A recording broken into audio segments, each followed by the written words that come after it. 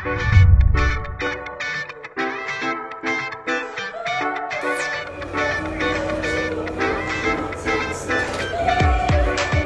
all of your years of covering these incredible businesses and watching them grow and evolve, you have always said that leadership is certainly one of the keys to success for so many companies. And I know that you have a book coming out, and you take a look at team leadership and the soft edge.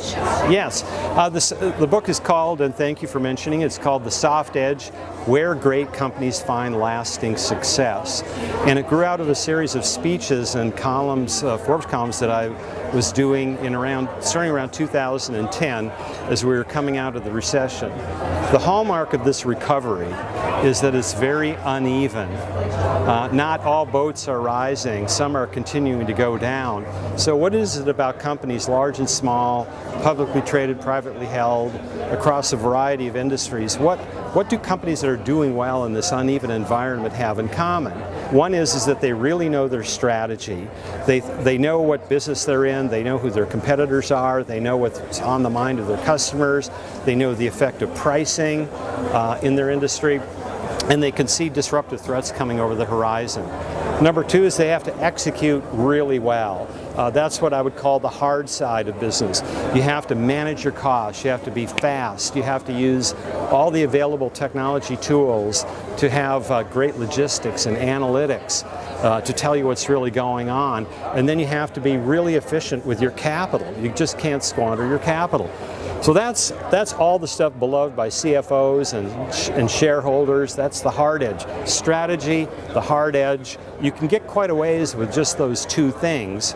But if you really want to endure and stand out, and this is the discovery of the book, and thus the title of the book, you have to be good at this third side also, what I call the soft edge, and that's the expression of your cultural values. And I defined 5 things that make up the soft edge. You have to really engender trust. You have to engender trust with your employees, with your shareholders, with your customers, with your suppliers. We heard today from Ashish that that he was really able to pull off Mara by getting people to trust him, that he would pay, his credit off. That's just vitally important. Number 2, you have to have great organizational learning. But what if you have a team of rocket scientists, but they don't get any better? And what you really want is the team that learns as an organization. You have to be good at teamwork itself. What is the right size for any given project? One of the discoveries was the power of cognitive diversity. We've spent a lot of time thinking about racial and gender diversity. These are good things. But what about age diversity? What about thinking style diversity? Tony Fadell likes left and right brain people in the same room hashing things out. 4th area is what Steve Jobs called taste. And this goes to why West LA and Santa Monica is such a powerful area in an era that is going to reward taste, because LA is really good at making enticing products. It's really good at design.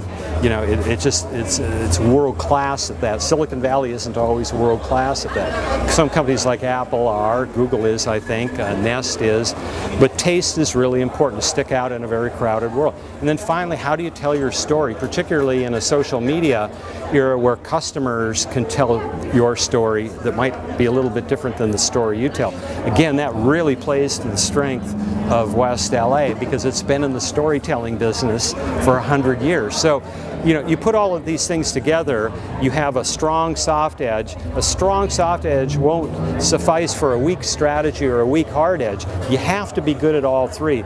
But if you're good at all 3, you're going to be the kind of company that will be able to bounce back after setbacks. You'll get a little more grace period if somebody else disrupts you. Not forever, but if you have loyal and passionate followers, customers, shareholders, employees, you have more resilience. That's where the soft edge comes from. What's the best advice you ever got?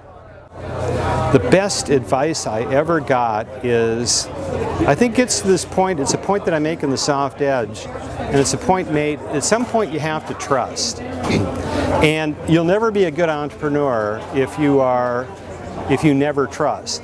Now, Ronald Reagan, of course, famously said about the Soviet Union and Gorbachev, whom he felt that he could start to trust but verify. You still have to verify, but all entrepreneurs and all investors at some point are going to have to make that leap of faith of trust.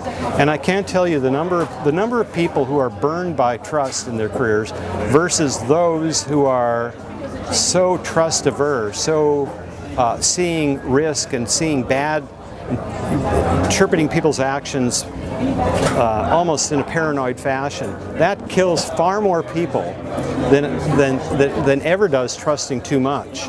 And so you see entrepreneurs that are paranoid about their products and revealing anything.